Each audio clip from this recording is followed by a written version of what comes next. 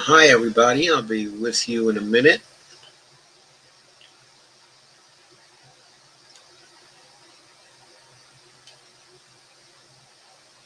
Just doing a few last shout outs here.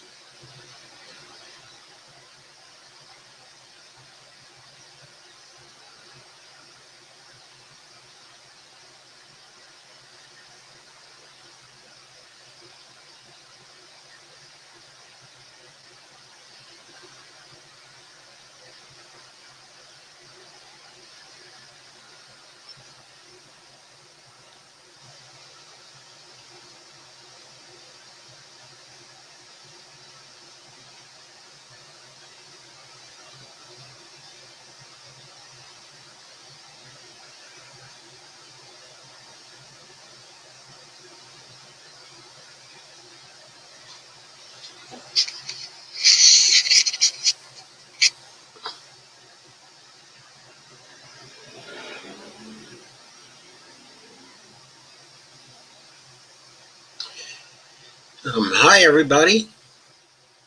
How are you tonight? Hi, Kay. Hi, Dolores.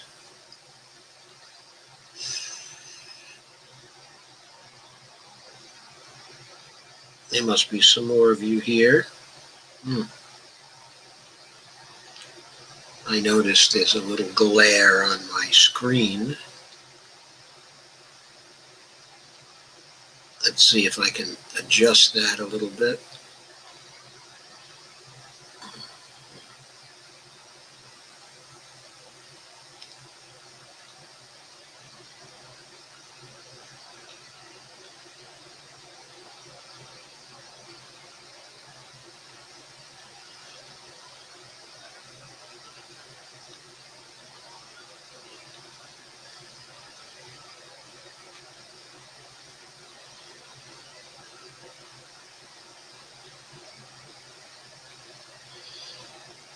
Okay.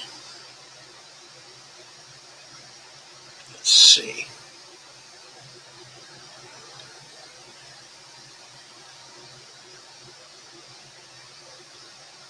So that seems a little better.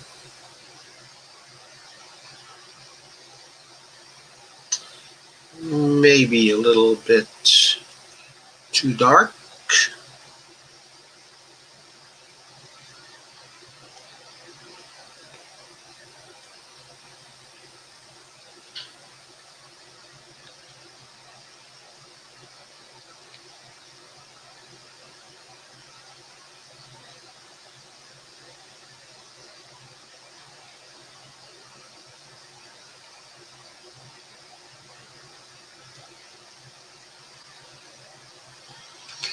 Yeah, that looks a good bit better.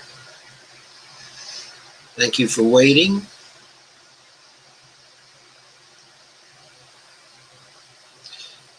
How are you tonight?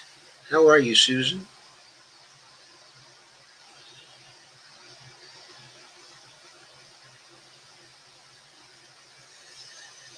Oh, thanks, Gay. I need that information. Okay, tonight is a Q&A night. It's a freewheeling. I got the impression from yesterday's comments that maybe I was going a little too fast yesterday and producing a little too much information, trying to squeeze in too much information in too little time. I confess I was trying to end the coverage of the book. While I love going through my own books and I'm very proud of the book. All kinds of things are happening, and I was interested. I've been interested in getting back to what's going on, what's happening to our country, what's happening with COVID, of course, and the general fix that we're in and what we need to do. And so I wanted to end the book proper, and then I wanted to do a Q&A so that if there were things I've covered that you weren't able to understand, I thought that I'd give you a second shot at that. And so here's your shot. Have you got any questions? Thanks for sharing, Kay. I hope a number of you are sharing.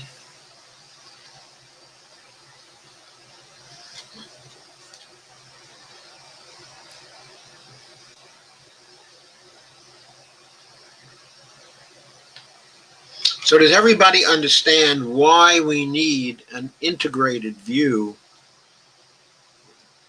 of our trade policy and our fiscal policy?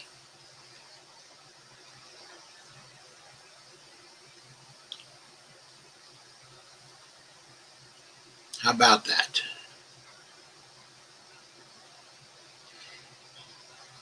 Hi, Elaine McForbes. Nice to see you. Steve, nice to see you. Steve Wolfbrandt. Rich Serber, hi, haven't seen you for some time. Rich, nice to see you again. Glad you're here.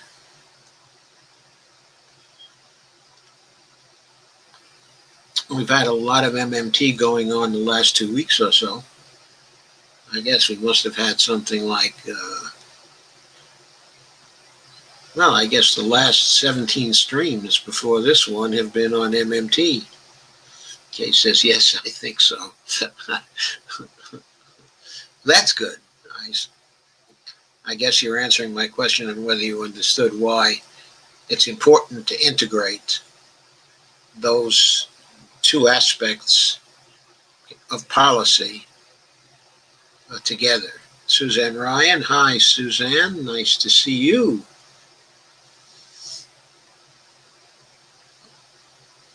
Nice to see a little family in here occasionally, other than Bonnie. And hi Jason Bessie. And Marcel Wallace, very nice to see you. From Saigon yet?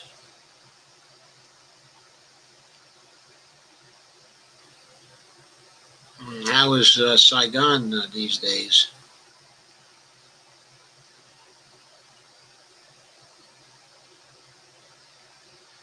Okay, I think Saigon is Ho Chi Minh City now, isn't it? Tom Murphy has joined. Hi, Tom. Welcome to you.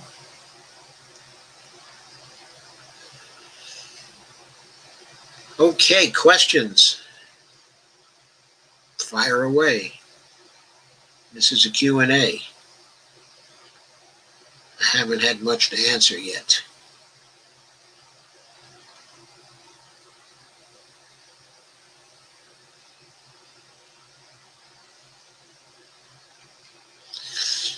So, it looks like we're coming upon a fiscal crisis. And I don't mean a debt ceiling crisis. Those are not real crises. Those are faux crises. When I say we're coming upon a fiscal crisis, what I'm saying is I think we're coming upon a situation where we need some strong fiscal action. At the end of the month, the expansion of unemployment benefits goes away. In fact, it actually goes away, I believe, on July 25th. I think there are only 9 days left or so. But at the end of the month, of course, the rent and mortgage crisis starts to come due.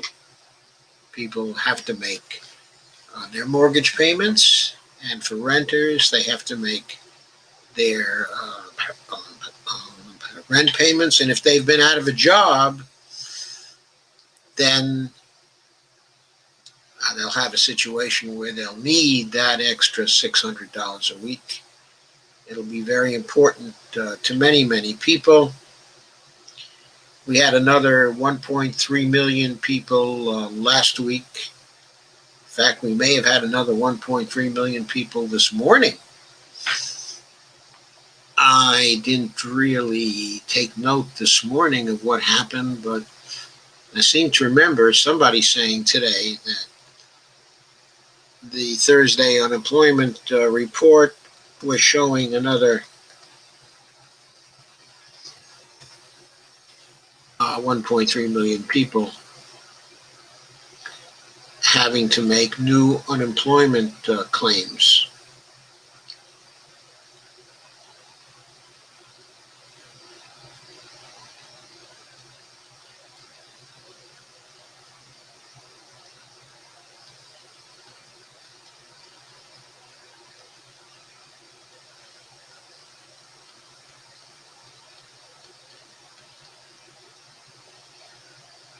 I don't see a report in Common Dreams on what happened with the unemployment statistics today, but I suspect some of you may be aware if anything happened.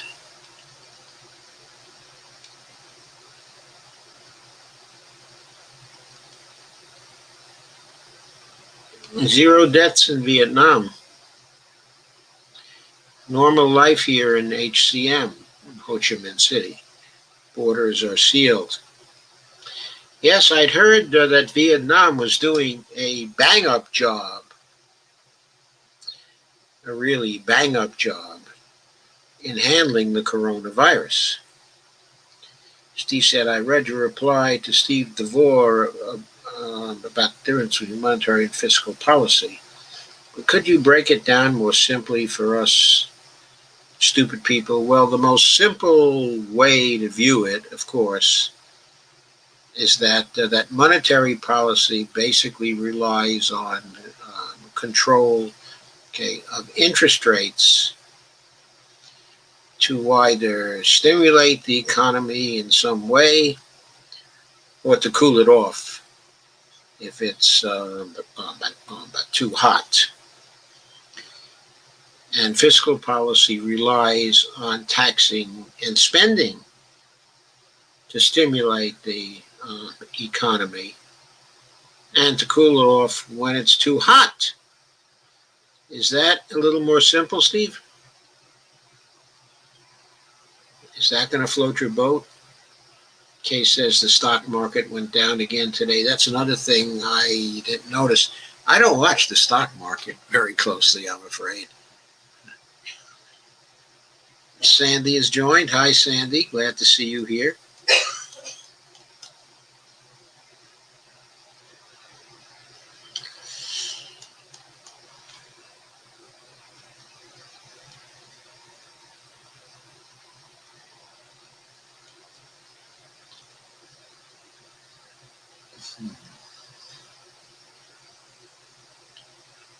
So other questions?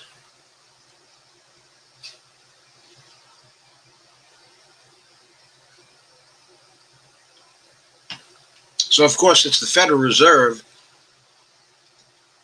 that does the monetary policy, though in principle, depending upon what Congress asks it to do, it could do some fiscal policy also. And it's the Treasury Department that implements the fiscal policy. It's Congress that sets the fiscal policy. And it's the Treasury Department that implements the fiscal policy that Congress sets. Sandy says, shared. Nice to see you and everyone. Thank you.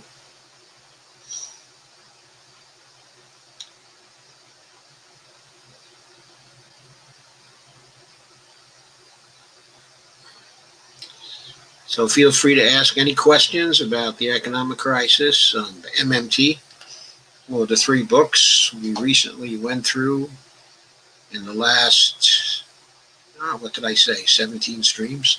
I'd like to hear your description of MMT in a nutshell.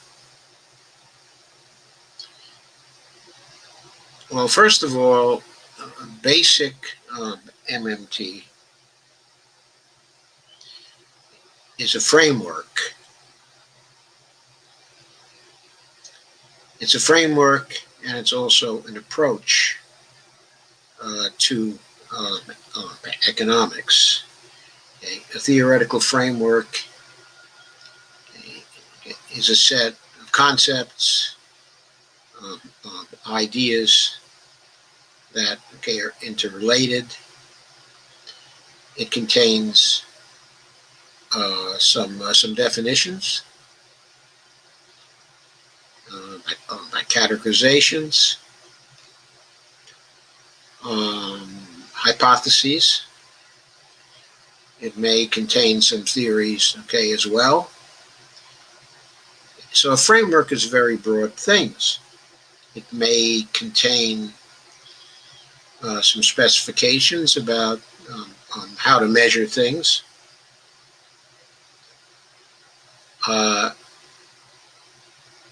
So it contains the content elements that can be used to approach a particular kind of study. In this case, the study, of macroeconomics. MMT is a macroeconomic framework. What MMT focuses upon as such a framework is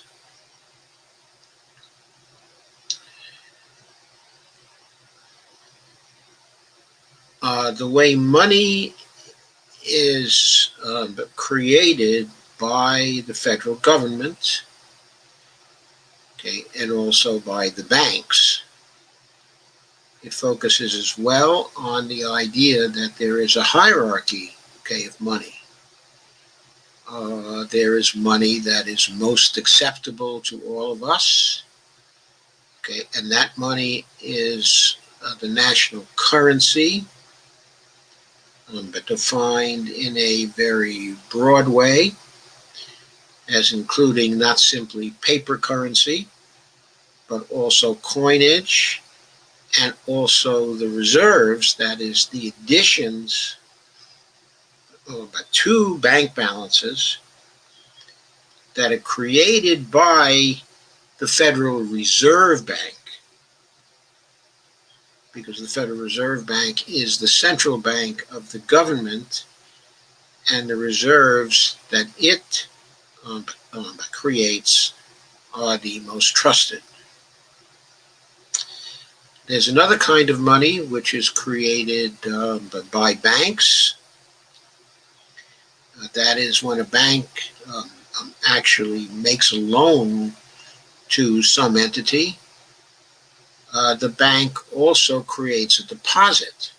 It actually creates money out of thin air.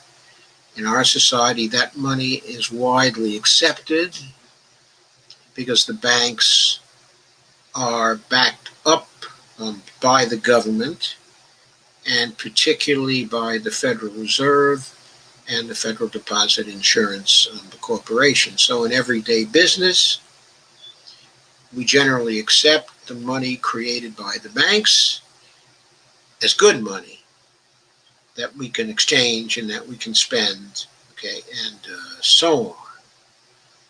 And the heavy majority of money that's part of the money supply is actually money created by the banks. But the high-powered money that is created, and most of that is actually created by the Federal Reserve in the form of the reserves, it creates. That is the most widely trusted money in our system, and as such, it backs up all the other money. So MMT studies the way money is created, It also studies the way money is spent by different sectors of the economy.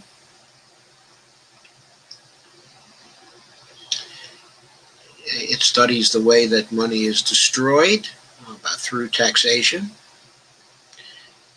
It studies the way banks settle transactions, and particularly the way the central bank settles transactions. It studies how the government actually pays for things. That is specifically how the Treasury Department pays for things, how the Federal Reserve pays for things.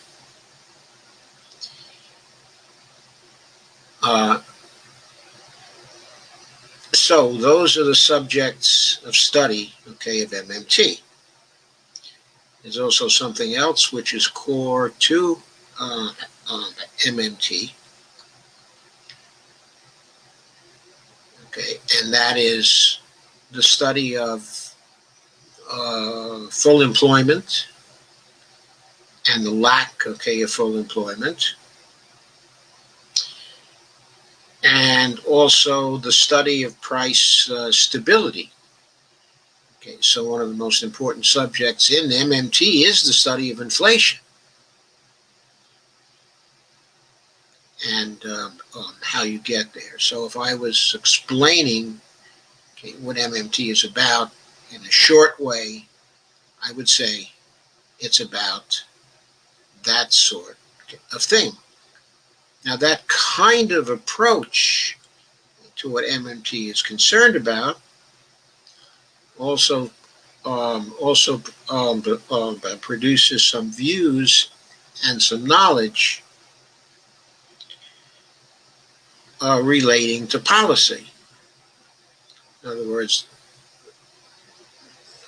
using the knowledge about how government actually pays for things, how Congress gets into that process, how Treasury is involved in that process, how the Fed, okay, is involved in that process. All that can be related to policy,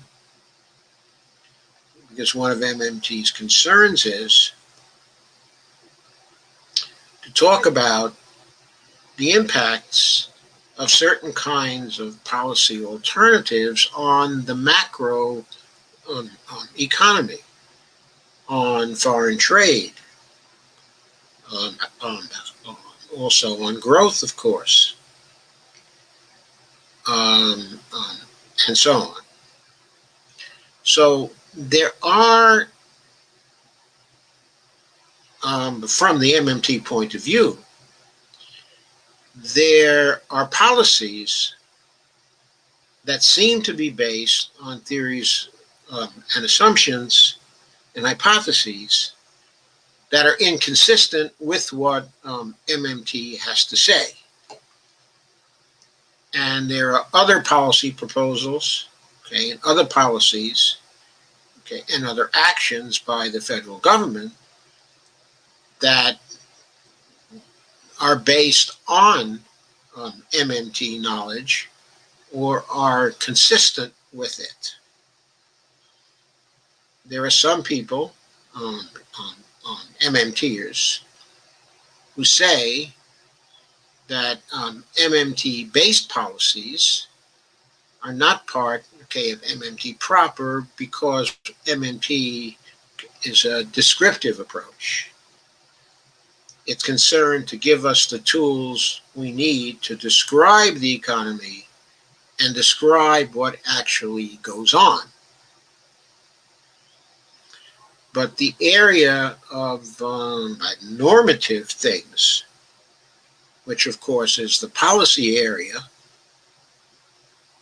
those people would say that's not really a part of MMT proper.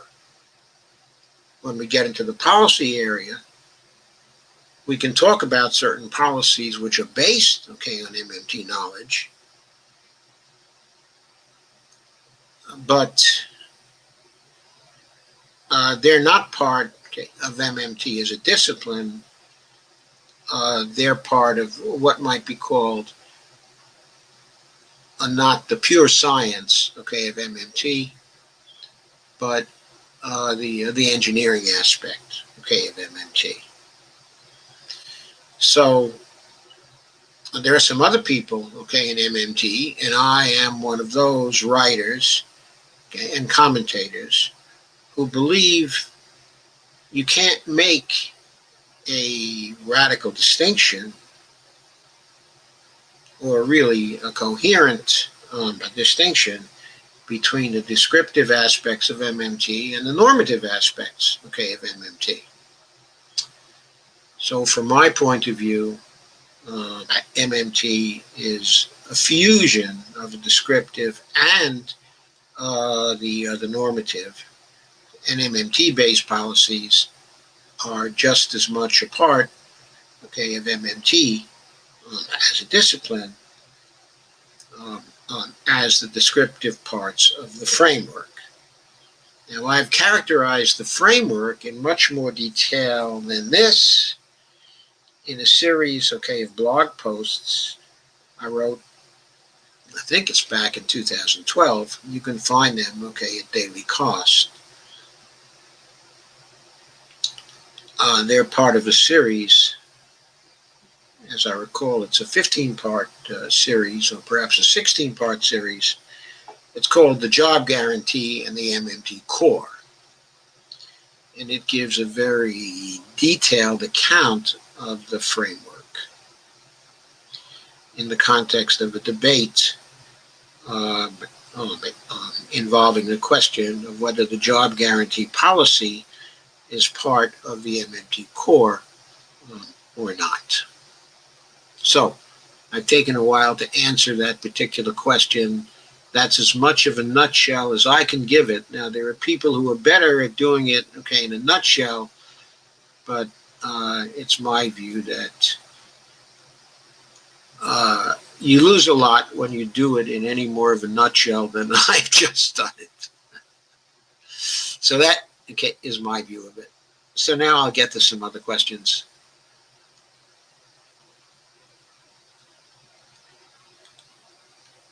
Steve Wolfbrand asks, will there be mass evictions, a tsunami of homeless? This is not looking good to me.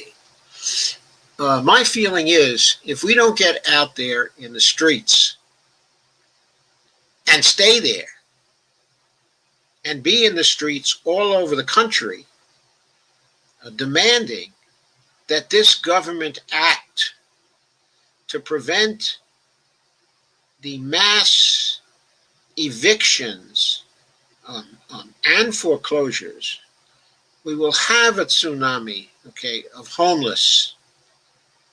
And then all the people will be out in the streets anyway. So we might as well start early while there's still time to exercise our civil liberties and our civil rights to get us to change course, because the way this is shaping up right now, it looks like a kabuki dance between Nancy Pelosi, on one hand, using her HEROES Act as a basis for negotiation, and Mitch McConnell, on the other, using his $1 trillion limit as a basis for negotiation. And the $1 trillion limit for a bailout will contain a lot of wasted money for Trump's payroll tax holiday, which of course is not going to help people who are unemployed. Doesn't give any relief to the unemployed. And it looks like what Mitch McConnell is going to try to do is to cut back on relief for the unemployed, so it's no longer $600 a week.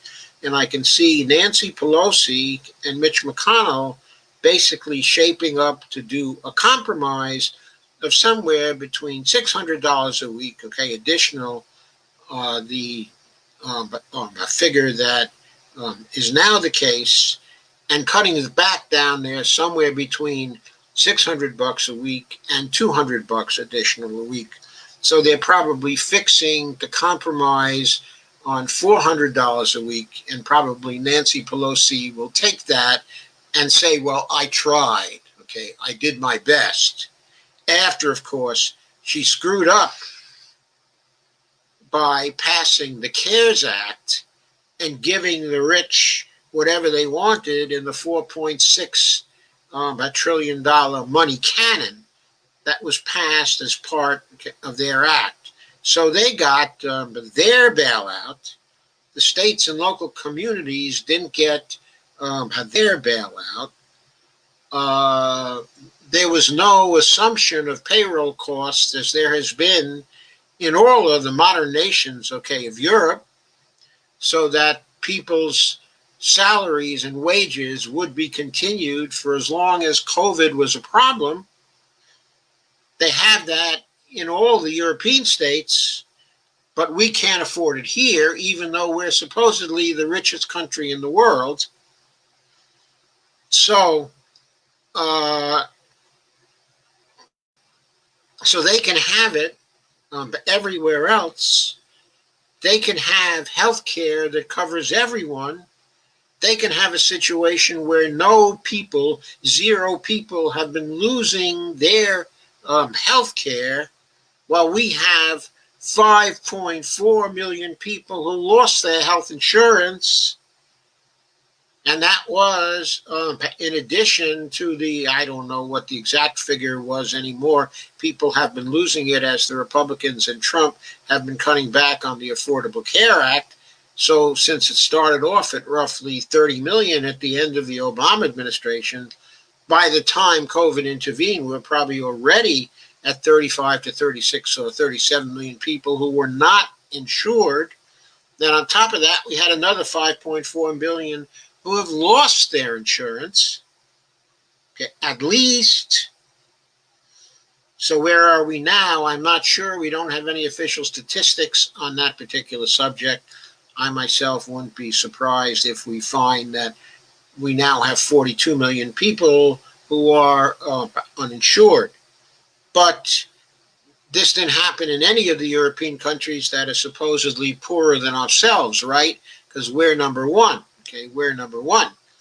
So, yeah, we're number one in visiting misery on people is what we are number one in. Okay.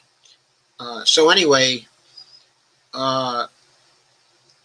we need to impress on this government the idea that we know that there is no shortage of money. That now, after 10 years of lobbying by the MMT people, that is now absolutely clear, most probably to millions of people now, not just to hundreds of people or thousands of people. But Stephanie Kelton's book is number one, okay, on Amazon, but in the business and economics policy area. I think that's the particular area. So it's probably now been looked at by hundreds of thousands of people, and her op-eds have been getting spread around for a long time. There are other people who've been writing in this area, lots of other people who have heard about it. There are now many, many people who are running for Congress who are conversant, at least, with a little bit, okay, of MMT. And so now there are all kinds of people who realize that the government can afford anything that it wants to afford. So it can pay for assuming the payroll costs of all businesses. It can pay for keeping people attached to their employers until the end of the crisis. It can pay for shutting down the economy and allowing people to stay home. It can pay for Medicare for all for everyone, enhanced Medicare for all for everyone, both for the extent of the COVID crisis and also permanently, if it wants to. It can pay for the Green New Deal. It can pay for all the things we have been asking for. There is no excuse in saying we can't afford it. We know that, and more people know that every day. If we get out on the street, exercise our constitutional rights, and we tell people this, and this becomes a theme of the protests, and we exert increasing pressure on the policymakers to get off the dime and do something far better than the HEROES Act. I mean, the HEROES Act is in part a frickin' bailout for lobby groups in D.C. In great part, it is nonsense. Get people $2,000 a month for the extent of the COVID crisis. Fund it with platinum coins. Get people's payroll covered. Cover Medicare for all. Get all these things done. Don't get out of the streets until we get things done. We need a corona strike for that. We also need to get Congress to pay for contact tracing, for testing. Get the Defense Production Act in gear to get the private sector producing what the hospitals need all across the United States. Hire as many people that are necessary for contact tracing and for testing. And keep on monitoring COVID all across the country, all over the country, day by day, until we've got it stamped out. Other nations have stamped it out, or just about stamped it out. We need to stamp it out. We're up to losing 800 to 900 people a day once again. Trump is trying to hide this by grabbing the data from the CDC. But there are other people gathering data, not from the CDC, but from the websites of individual hospitals. They're gathering data internationally, all over the world. This is not something coming out of Trump's database. He won't be able to shut this down. We will know how many people are dying, how many new cases there are day to day, whether the CDC has got the information or not. We can go around Trump to get this information. It will be out. This won't be hidden from people. It won't be hidden from us. And the more Trump tries to hide it, the more people will know that he's responsible for all the deaths that are happening. We know that other countries with sizable populations have done extremely well with COVID. South Korea comes to mind almost immediately. 51 million people in South Korea. We know now Vietnam has done extremely well. Of course, they've used very determined measures to cover it. But I believe right now that Vietnam has a population also in the neighborhood of 50 million or something like that. Very, very sizable. We know Taiwan has 24 million people. And Taiwan has very, very few cases. We know Australia has 25 million people. And even though they have a little bit of an outbreak in Melbourne, they're vigorously working to take care of that. And they still have a very small number of deaths per million. Something like 4 or 5 deaths per million. Whereas we in the United States are now up to 425 deaths per million as of this morning. The last time I mentioned of deaths per million, which was 2 or 3 streams ago, the figure was 417. We've grown by another 8 deaths per million. France is at 462 deaths per million. We are now closing in on France.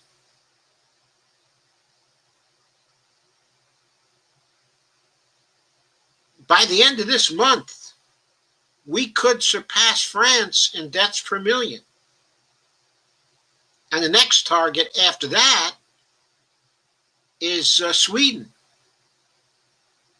And our deaths per million right now are growing a lot faster than Sweden, even though Sweden has done a really lousy job compared to others of taking care, of COVID. Steve says, so I'm assuming the value of our currency on the international market, is monetary policy.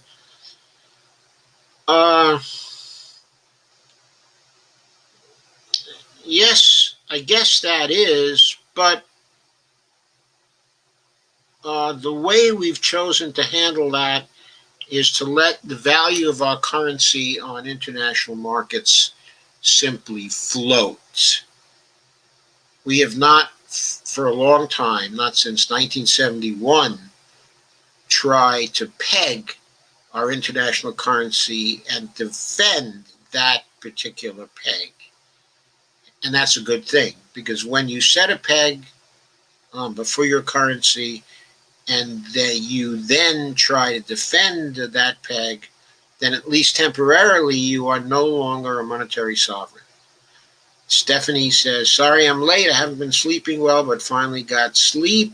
About to share. Great, Stephanie. Thank you very much for coming. Stephanie says, hello, my friend. Sandy says, hi, Stephanie. Steve says, hi. Sandy says, hi, Deborah. Deborah says, hi, Sandy. Hi, Deborah. Steve says, why is a pyramid with an all-seeing eye on top of our currency? I think it has something to do with the Freemasons and the Rosicrucians or something like that. It's an old Egyptian thing that got into the mythology of the Freemasons and that got into our currency because the Freemasons were really big at the time of the founding of the Republic. George Washington, among many other prominent founders, were Freemasons. Evelina says foreclosures. Are there protections in place this time around? There was some temporary protections in place, but those are going to expire too at the end of the month or soon afterwards. Anyway, Sandy says, that's an interesting question, Steve.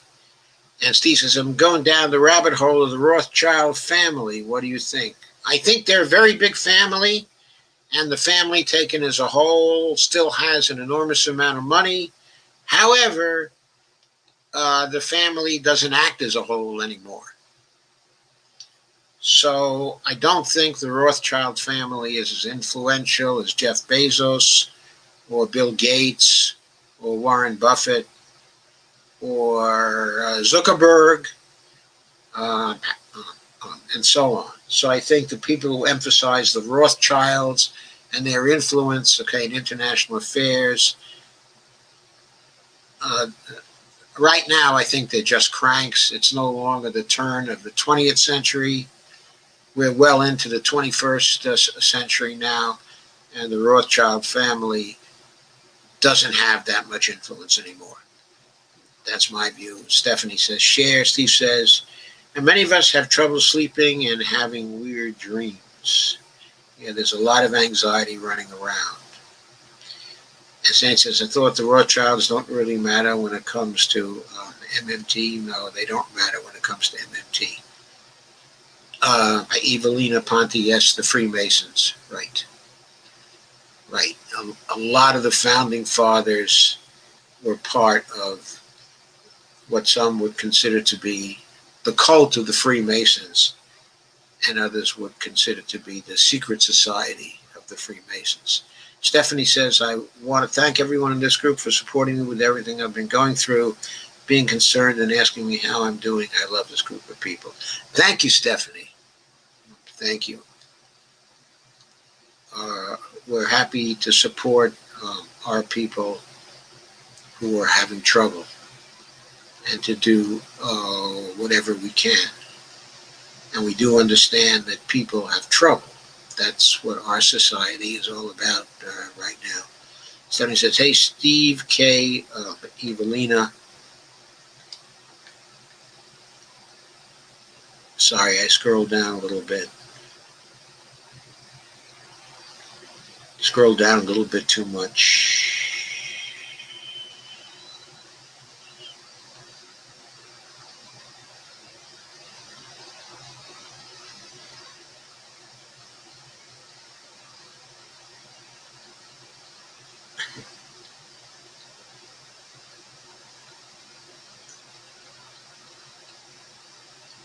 And all my other friends, and hello, Dr. Joe. Hello again, Steph. Evelina says, goes with my question about foreclosures. Stephanie says, hey, Deborah. And Arakel says, Kelly Shane Pickle. Hi, Arakel. Who is Kelly Shane Pickle? Okay, and Arakel, how's Corona Strike doing these days? Stephanie says, hey, it's great to see you. Rick says, evening all, finally out of Zoom. Been in meetings since 10 a.m. Yeah, Zoom's going crazy. Zoom's going crazy. Okay. Evelina waves. Steve says, so the European nations cannot indulge in MMT because they're no longer sovereign. Can the EU indulge in MMT as a whole? I don't think they can. The EU doesn't have hold of fiscal policy. That's the problem. Now, the EU can do certain things. They could float some bonds. They could, I suppose, get rid of the requirement that the most that countries inside of the Eurozone can do is to run deficits, okay, of 3%. On an annual basis. That actually cripples the nations of Europe during the time of a downturn, because there may be a need to run a deficit of 10% or 12% or something like that. So it cripples the fiscal powers of the individual nations. So things could be greatly helped if the EU would change that, okay, and let's say put in a criterion, okay, of 20% or something like that. That would certainly be a great help. But during 2010, the crisis of 2010, there were lots of people who were proposing, okay, a lot of MMTers who were proposing various schemes to allow the EU Troika to support, in turn, some bond schemes that would help the individual nations to run vigorous fiscal policies. And there was a proposal put forward by Warren Mosler, okay, to that effect, which you can find on Warren's site. There was a proposal put forward by Yanis Varoufakis, who I think was collaborating with Jamie Galbraith, okay, at that time, which made use, okay, of similar ideas. So there were ways for them to develop some policies using some MMT ideas, but the EU Troika preferred instead to impose austerity on the EU at that time, and so they were responsible for the really huge unemployment rates, which rose in some countries to 25% and 50% among the young people in those nations. And before we laugh at that, of course, we're on the point of approaching 25% ourselves here in the United States and 50% among our young people right now as a result of the coronavirus. If we have a collapse starting in 2 weeks, as seems to be in the cards now, because it seems like there may be negotiation deadlocks between Nancy Pelosi, and Mitch McConnell that will extend any further relief further than the end of the month. And Mitch McConnell seems bound, and determined to have a recess, in August. I don't know if he's going to go through that. That's certainly a negotiating tactic for him to get what he wants. And Nancy Pelosi is going to pressure the rest of the House caucus to accept what she wants to accept, including her bailout for the lobby organizations in Washington that support her. So they want a bailout, and they're she's fixing to provide them in the HEROES Act with a bailout of something like 320 to 500 billion. Also, Pelosi has said she wants a $1 trillion bailout for state and local governments. Now, that's a good idea. The problem is they probably need more than $1 trillion. They probably need something like 1.5 trillion. It has been calculated.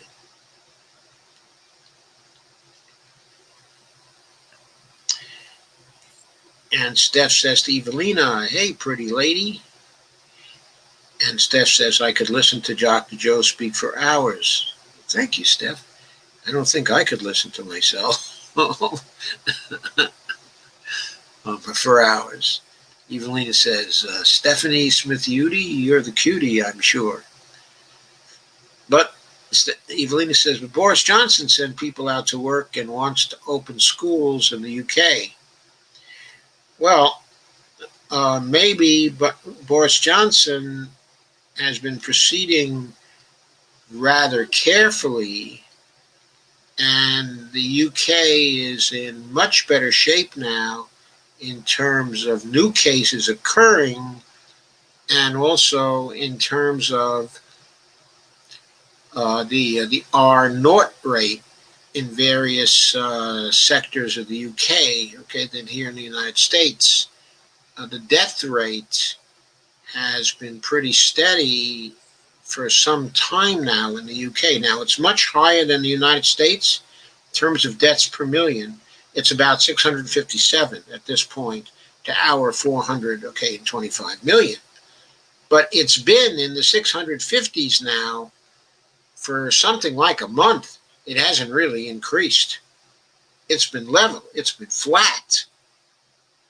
So they have brought the increase in the number of cases under control in the UK.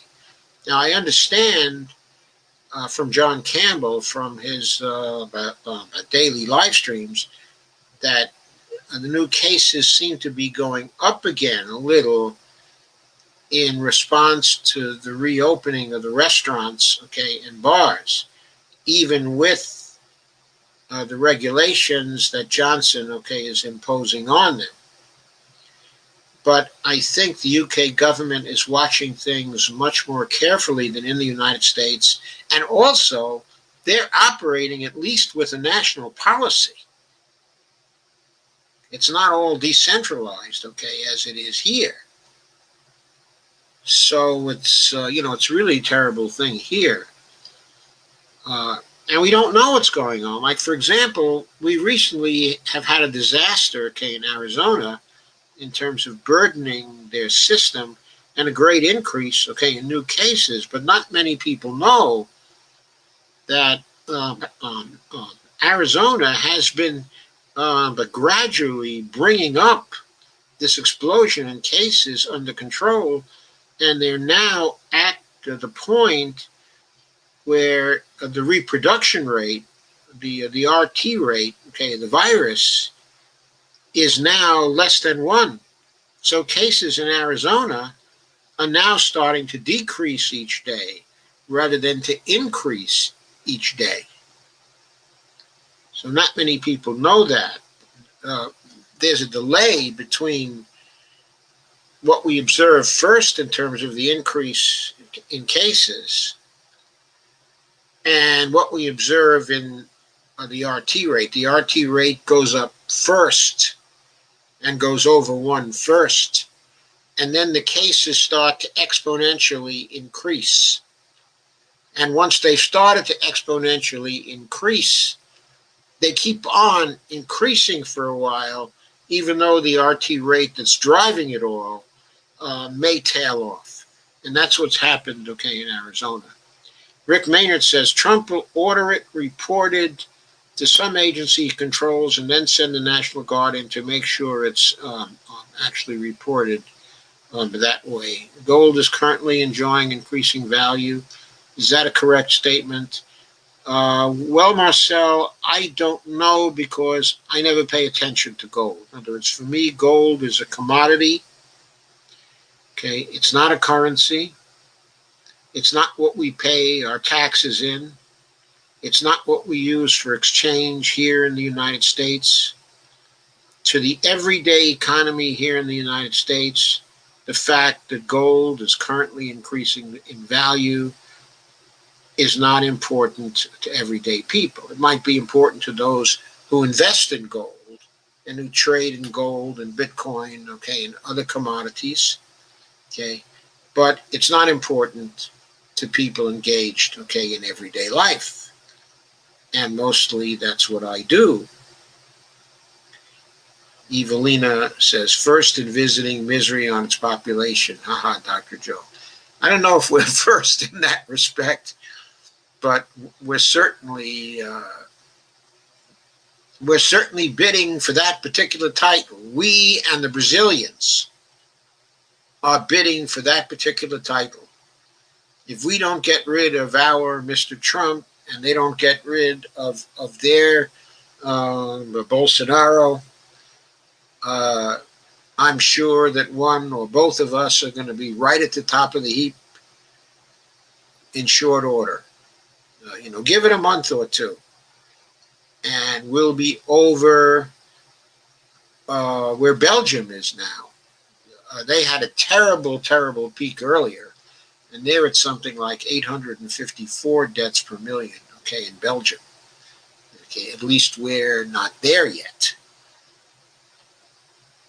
Sandy says we're no longer on the gold standard. Sandy says you can't pay your taxes with gold. Yeah, the UK is laden with gold. Pirates. Steve Wolfbrand says when our government can pull a $3 trillion out of its ass in the blink of an eye, people realized that MMT is real. It's in the spotlight now. That cat is out of the bag. Maybe. I think for some people, they realized, the significance of it. But for others, they didn't pay attention. They weren't worried about that. What they were worried about was when their bar was going to open up again. They were worried about that. Or they were worried about, when they could just go out and do the things they like to do and do the things they normally do. Rick says, on July 25th, we'll march to our representatives' homes and demand the people's stimulus. Now, maybe it'll, by July 25th is too late. That might be too late. I mean, maybe it should be actually by July 20th. I don't know. But we better all march to our representatives' homes, if and when we can, and demand not just a people's stimulus, a people's bailout. We're not talking about stimulus here. We're talking about preventing a crash of the economy. What we need is for the government to use its fiscal power to provide consumption power to people so that they can continue to get the goods and services they need while parts of the economy are shut down. That has to be done. They have to be able to pay for their homes, pay their rent. They have to be able to keep their mortgage payments up. That part of the economy has to be frozen in place by the government so that we don't have a crash. We don't have a spike in bankruptcies.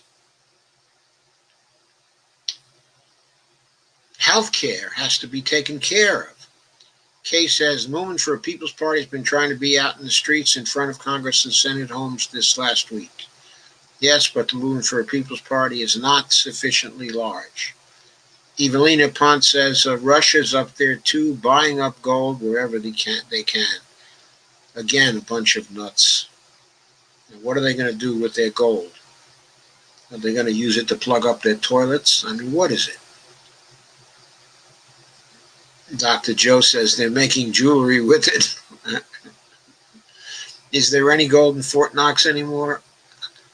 I don't know, but there's nowhere near enough gold in Fort Knox to back the level of our economy. We cannot go back to the gold standard.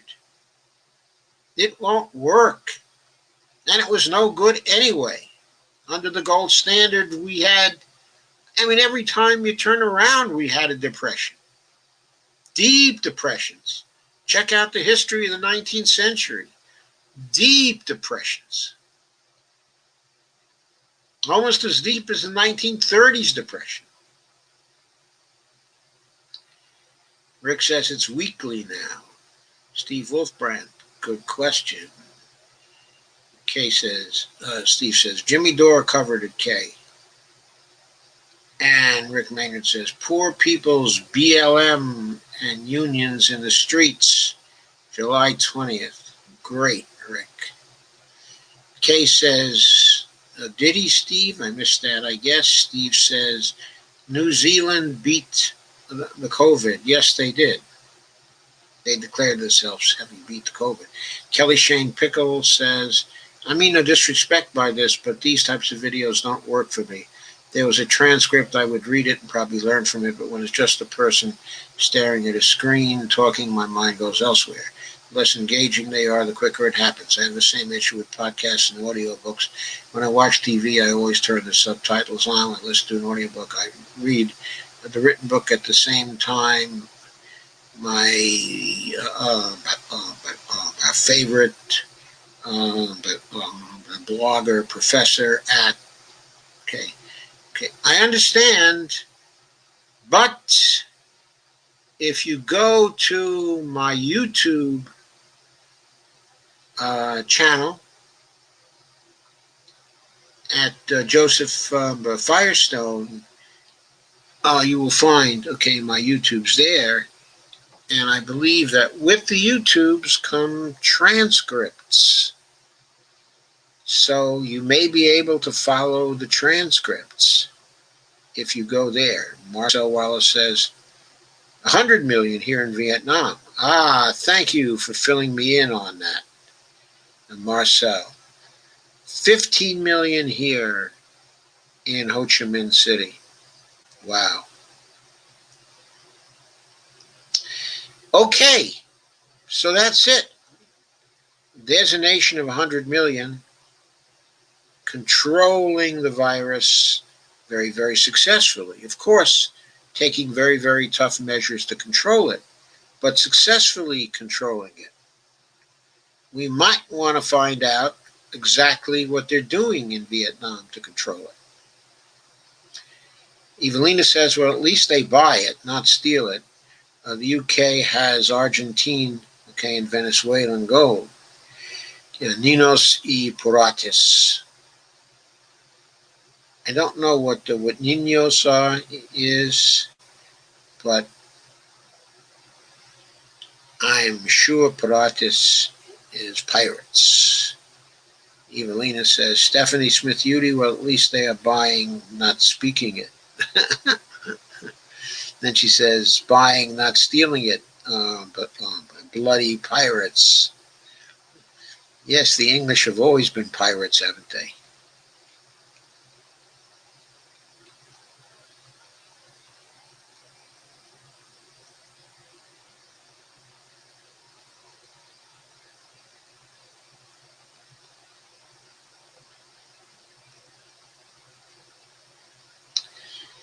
Sorry, I scrolled down a little too fast again. Here I am. The UK steals everything, even the statues on the Acropolis. They need to give that shit back. They do. Rick Maynard says lack of proper PPE, lack of paid sick leave, lack of free testing for COVID-19, all gaps that have to be filled. Nursing home workers deserve to be treated with dignity and respect now. And by the way, part of treating them with dignity and respect is to pay them a living wage with good fringes. On Monday, July 20th, take action. Bit.ly, PPC, July 20th, hashtag strike for Black Lives, hashtag Poor People's Campaign. Deborah says, Stephanie, glad you're okay. Stephanie says, Deborah Wilson, thank you so much, Deborah. Kay says, we all care about each other here. I love it too. Rick says, hell, Joe, you ought to do Zoom. Then we'd have a really interactive meeting. Yeah, I've been looking into Zoom. Rick says, I run the Zooms for the Sierra Club.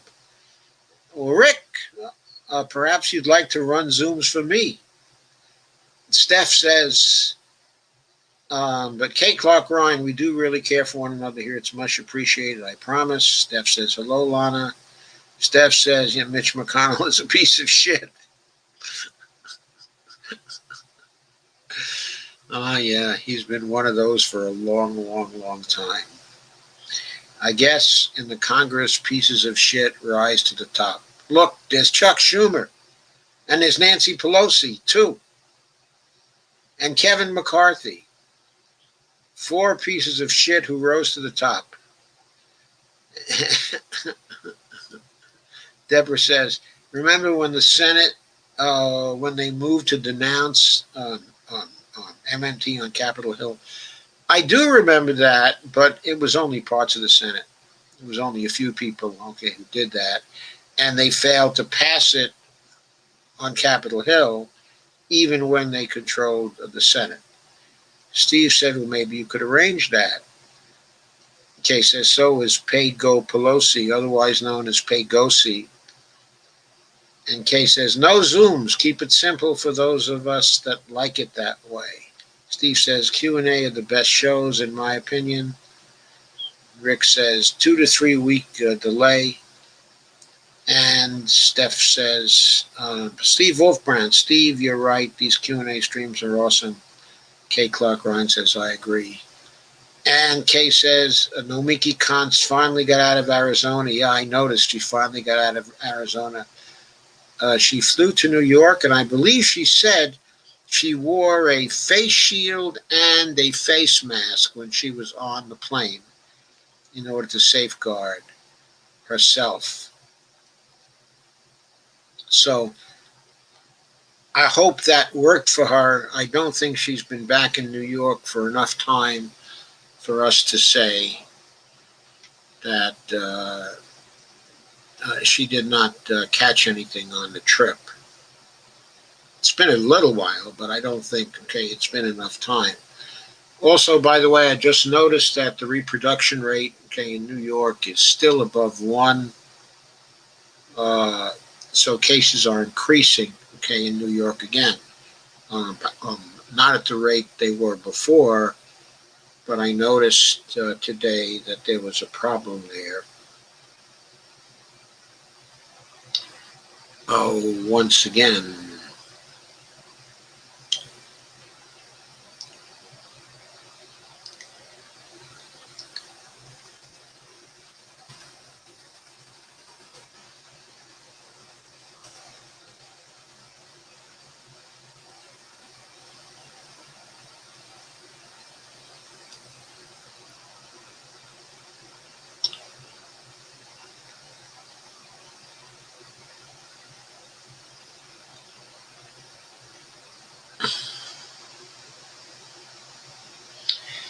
the RT rate in New York, the RT rate in Arizona right now is 0.98, by the way. So it went lower than 1. Cases are decreasing in Arizona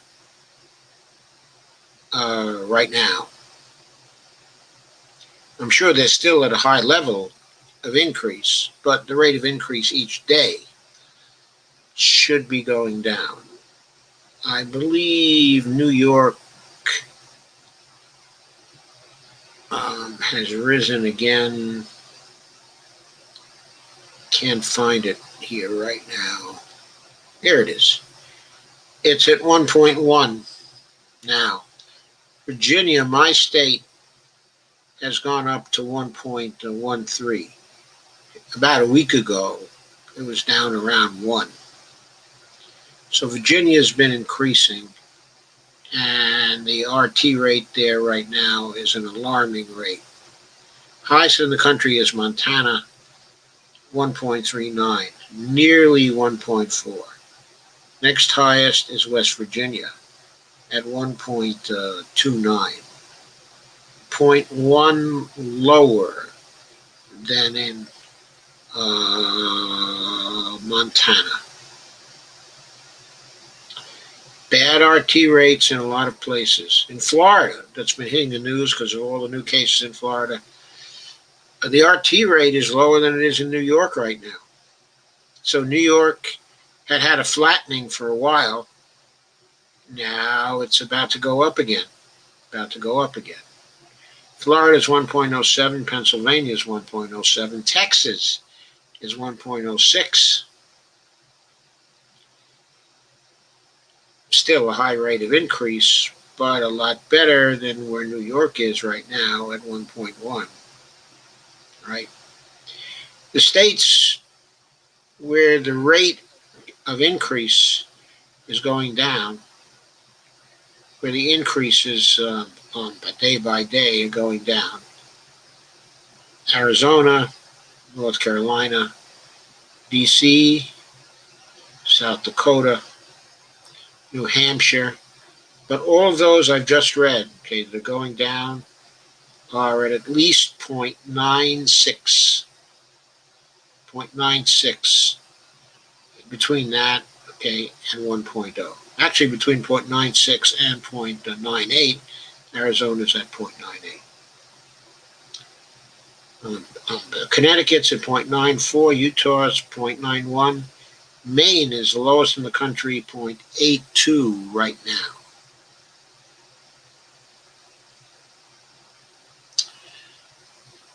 Any value lower than 1 means that the cases per day, new cases per day, are starting to go down.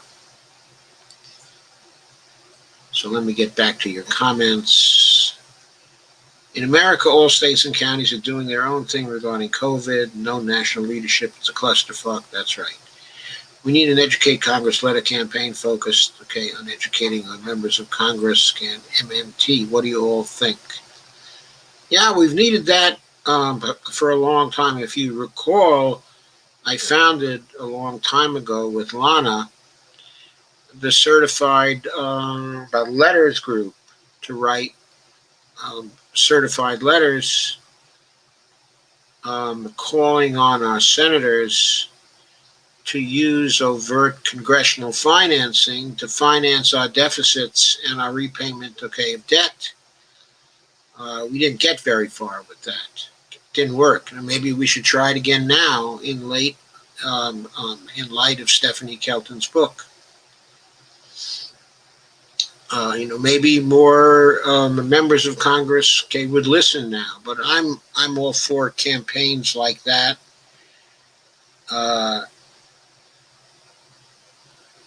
But to attract attention. He says, "Are you okay? Are you in need? I wasn't aware you had problems." I'm not sure who you're talking to, Steve.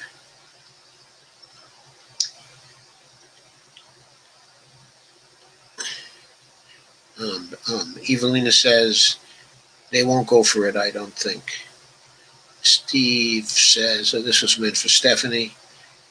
Steve Volkrant, I'm not in need. I'll PM you. Thank you for asking. Rick says, I started collecting seashells. There's plenty of them and so many different types.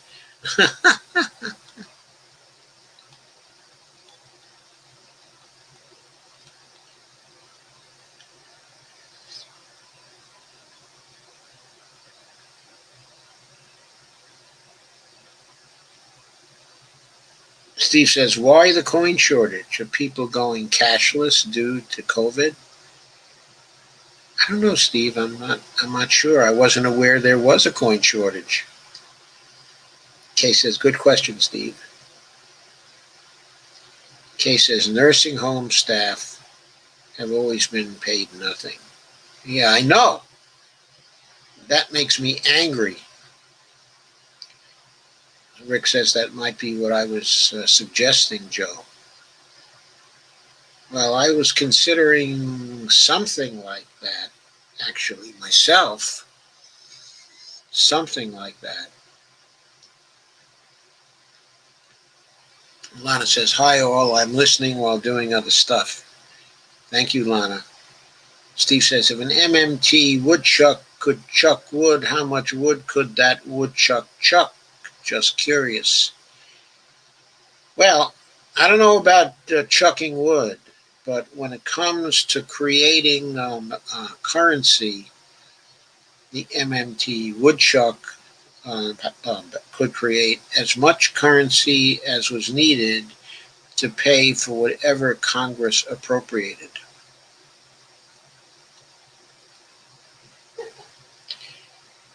Kay says Ohio is going up again too.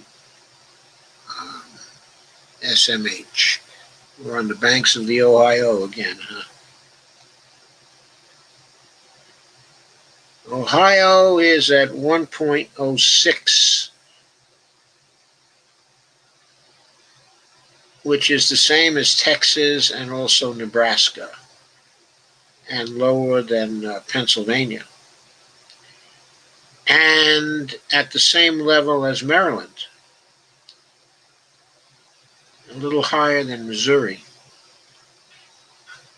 or Missouri, depending on how you want to pronounce it. So there we go. Sandy said he would have an unlimited power to chuck wood. Doc, who's going to be Biden's VP, or shall we say the next unelected president? Well,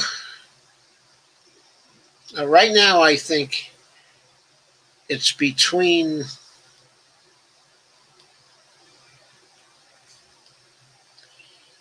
Elizabeth Warren and Susan Rice. That's what I think. I don't think he's going to go for Harris. Okay, he said, okay, he would appoint a woman. He said that he would appoint a woman, okay, of color, or he hinted that he would certainly be very seriously considering a woman, okay, of color. He's been considering a lot of women, okay, of color. For some reason, we haven't heard any mention of the name Tulsi Gabbard as a woman, okay, of color. I guess the Hawaiians do not qualify. The Polynesians do not qualify as women of color. They only qualified as women of color when we colonized Hawaii, right? When the Howleys went to Hawaii, okay, and colonized it, then they thought of the Hawaiians as women, okay, of color. But evidently, former VP Biden doesn't consider Tulsi to be a woman of color. Anyway, her name has never been mentioned in the Veep stakes, even though she's supposedly a family friend. But there is Susan Rice, who is quite accomplished in the imperial policy sphere, which is a favorite, okay, of Biden's. But I think Biden likes the policy wonkiness, okay, of that has been displayed by Warren. I'm not sure that her being a progressive, okay, is that attractive to her. I think the policy wonkiness aspect is more attractive to her, to him, and that uh, her ability to get a large percentage, okay, of the progressive vote, her supposed ability to get that is not a consideration. If there's been a coin shortage for about a month, Lana, then why doesn't the Federal Reserve just order coins from the mint? Is there a problem over at the mint in creating the coins? Are too many people absent because of COVID, so they're not able to create the coins? Oh, Sandy says, I think the coin shortage has to do with retailers not cashing them in at the bank. Yeah, the retailers don't want to go to the banks and expose themselves to the virus. How about that? Lana says, what about Minnesota? What about Minnesota? Stephanie says, good night, everyone. Oh, I wanted to ask people, please look up the progressives against neoliberalism and join. I co-created it. I'm trying to hit 4,000. I think I'm a member of that. Am I not? I mean, I know I can post there, Steph. Am I not a member of that group? That group seems perfect for me, since my most popular designation is clearly a progressive against neoliberalism. I'm certainly that. He says, I would appreciate that so much. It's a lively group. I'm sure everyone in here would like. That's my hope, of course. Sandy Degg says, Michelle Obama. Michelle Obama may not be wonky enough for Biden. But I don't know. I've always wondered about that, whether he might go for Michelle Obama, because then people would figure that the real president would be the Obamas jointly anyway, that it would be possible for Michelle to always disturb the money-making activities of her husband to advise her how to play a particular political angle. Okay, I don't think Michelle Obama is going to be that popular as a vice president or president in waiting as she was as a first lady. There was a manner Barack Obama had, sort of an easygoing manner that he was able to project towards other people. He had that in common with Bill Clinton, I think. And Lana says, I saw a California rep named Bass today. You're speaking, okay, of Karen Bass, a long-time center-left lady from California who was close to Nancy Pelosi but has a certain amount, okay, of independence. She's pretty good in terms of lefty politics. She's better than most. Not as good, okay, as Barbara Lee. Not as much courage as Barbara Lee has. But she would be acceptable to many of the progressives also. Now, that said, I don't think she has the policy capabilities, okay, of Warren. I don't think she has the capability to manipulate the administration that Warren has. Biden may very much value that, okay, and may want that. And let's face it, relative to Trump, since Trump is so horrible for women and so horrible for blacks, I really don't see what is gained, okay, by nominating a woman of color versus by simply nominating someone who's a woman. I mean, I really don't see that many votes would be gained. So if he if he values the policy wonkiness, okay, of Warren and her intelligence in helping him to get what he wants out of the bureaucracy, he'd be better off with Warren than he would with Bass. On the other hand, Karen Bass would be much more popular with the current leaders of the House, and she would certainly be persona grata with the progressives in the House. They would not be turned off by Karen Bass. So, on a personal level, she would be a very good choice.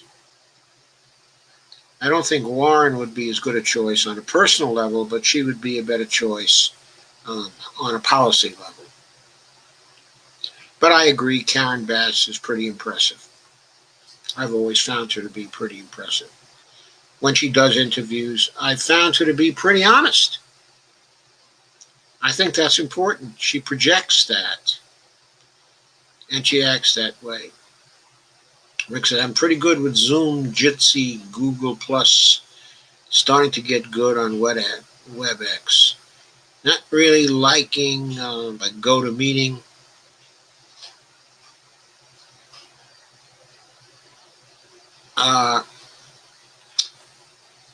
So, Rick, have you ever tried free conference call? I think that has pretty good capacity too. I don't know if it has as good a capacity as Zoom, but it may be more secure, and I think it can easily do up to 100 people, okay, in a meeting. Stephanie says Tulsi or Nina. Okay. I don't think Biden would ever consider Nina. He would consider her as just too much woman for him.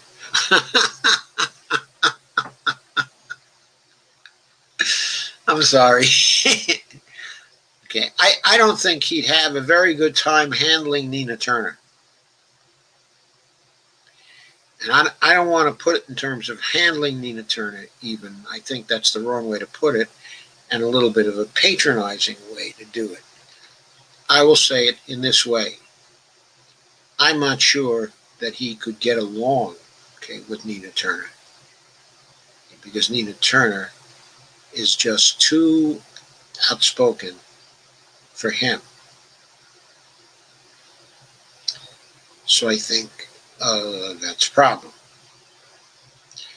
Okay, now Tulsi, I could see him selecting Tulsi as a surprise pick. And I do think that Tulsi has the family connection. She was evidently friends with Beau Biden. And when Beau was failing, I guess she was around behind the scenes somewhere and developed a relationship with the family. It turns out that might have been one of the reasons why she never went after Joe Biden during the debates. I was waiting for her to go after Joe Biden, but she never did. She went after Harris. And she could have gone after Joe Biden on some of the same issues, but she kept shut. She never went after Joe Biden. Steve says, Facebook group.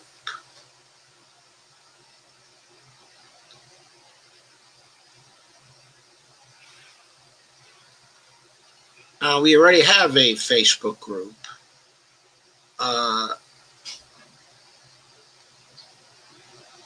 At least we could start a Facebook group, okay, around either New Macro Media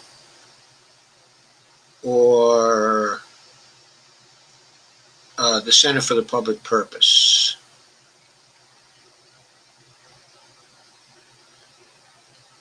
But I don't know if I like the idea of a Facebook group as much as Zoom, and then using and then streaming the Zoom meetings to Facebook. Stephanie says, Steve Wolfbrand, yep. Steve Wolfbrand says, what about Michael Obama as VP asking for Lionel? Steve Day doesn't say anything, but he's there. Steve Wolfbrand says, I'll take a look. Steph says, you are Dr. Joe.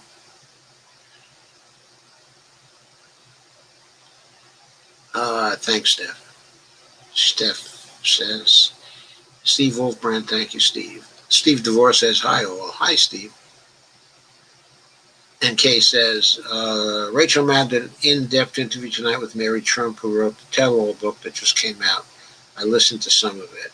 Yeah, I'm sure it's very juicy, but I don't think it's going to have any influence in replacing Trump. Now, Trump could be impeached tomorrow if the Senate would move and if Nancy Pelosi agreed. He could be impeached tomorrow. He says, you all know that if Biden chose Bernie as VP, he would run away with this, right? Stupid, demented motherfucker. Well,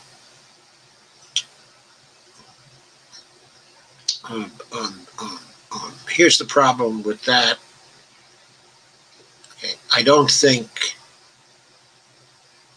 that if Biden can no longer handle the presidency, that he would want to turn it over to Bernie. And the other problem with it is, according to the Quinnipiac, a national poll, which is one of the better polls in pegging the national race anyway, Joe Biden's current lead over Donald Trump is already 15 points. Now, if I were Biden, I would want to choose Bernie so I could build that lead to 25 or 30 points so that I could run away with the Senate and run away with the House, both, and be able to do exactly what I wanted as the President of the United States. But Joe Biden is not me. He might be looking for excuses not to do very much. So he may actually be alarmed that he's 15 points ahead. I mean, maybe he'd rather be only 5 points ahead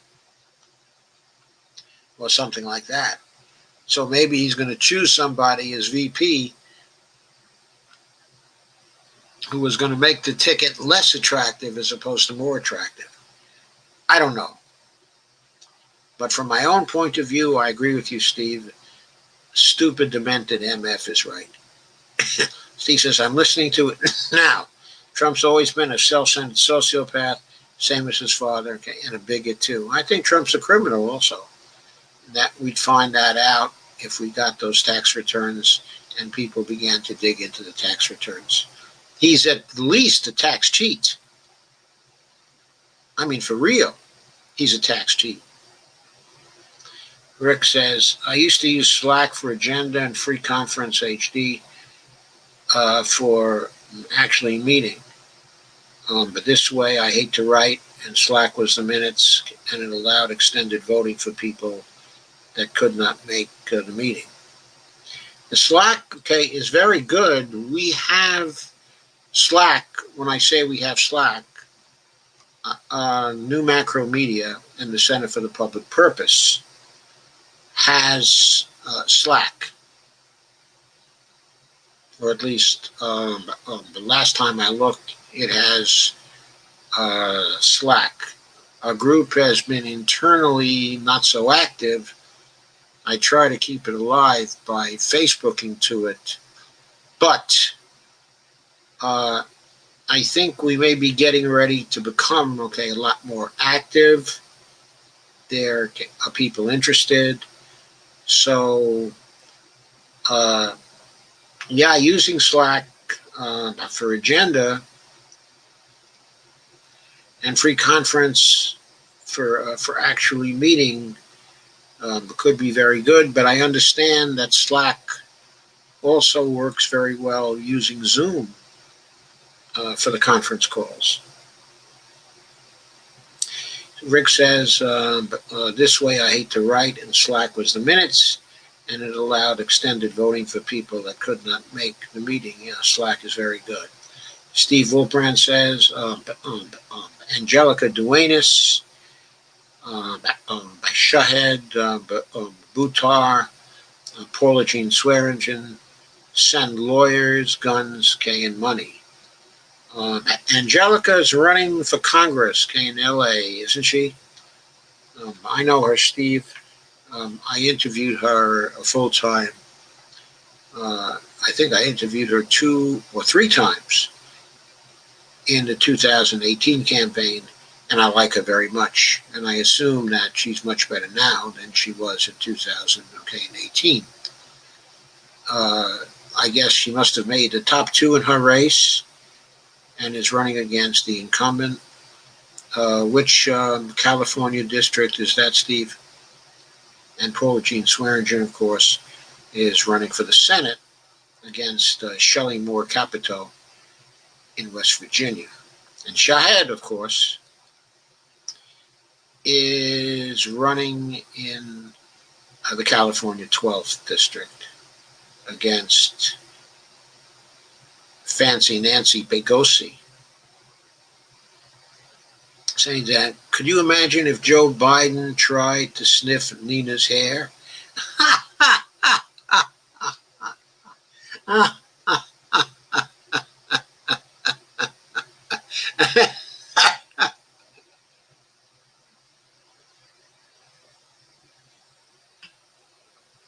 Yeah, somehow I don't think Tulsi Gabbard would take to that either. Barbara says, how about a last-minute surprise showstopper pick of Michelle Obama? Let us hope not. Let us hope not. We don't need that particular neoliberal to come into this picture. Steve says she'd punch him out. Cindy says, I love Nina, so do I. Steve says, please impeach Trump tomorrow. Marcel asks, how do you hold your personal savings? Do you own gold? I'm not going to answer that question. Those are my personal savings. I don't answer questions about my personal savings. I don't know who does. Russ says, turning in a little early. See you again soon. Russ usually says, see you again soon. Yes. Okay, Russ. Have a great evening. I'll be back on Saturday night when I'm going to catch up with what's been happening. Barbara Reed says, oh, I see that Steve already made that suggestion. Yes, in his inimitable way, he made that suggestion. Steve says, Biden wants a woman of color. That leaves Michelle Obama out. Kay says, Trump family has always been a crime family. Evelina smiles. Steve says, you wouldn't have to dig too deeply to see Trump's a criminal. A blind man reading his tax returns could see that. Well, as it happens, I am legally blind. Oh, I used to be legally blind. I'm no longer legally blind. I got my eyes fixed a couple of years ago. I now can see far away. But I can no longer see up close. So, of course, according to the way things go, I'm not really legally blind anymore. Oops. Rick says, oops, that shows I hold Zoom and others like it work well. But I think Slack for agenda and votes still works the best. Angelica says, oh, I have Bonnie sitting down. She waved at me. And she's sitting down right here to my left. And Steve Wolfbrand says, Angelica Duenas is running in the San Fernando Valley for Congress. Yeah, what district is that, Steve? Once again. And who's she running against? Who's the incumbent there? Is that by any chance the California 34th District? I'm not sure whether that's my daughter's district. I'm not sure what her district is right now. She recently moved, so I'm not sure.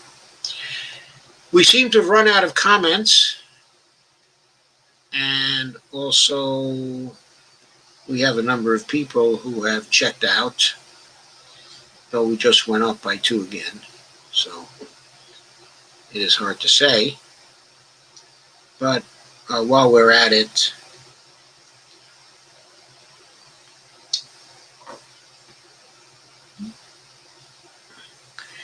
I think I'll remind you of my Patreon account.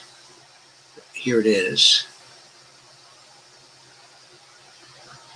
Okay, it's at patreon.com/Joe_Firestone. And this is the in-depth show. And now I'll go back to where I was and see if you have any more questions or comments. And Rick says, "Night, good to see you again, Joe. Be safe, be well all." Steve says it was a fun show. I agree it was a fun show. Thank you very much for coming. Kay says, "Night all, great discussion again." Thank you, Joe. Okay. So, I guarantee Saturday night will be a real good show too.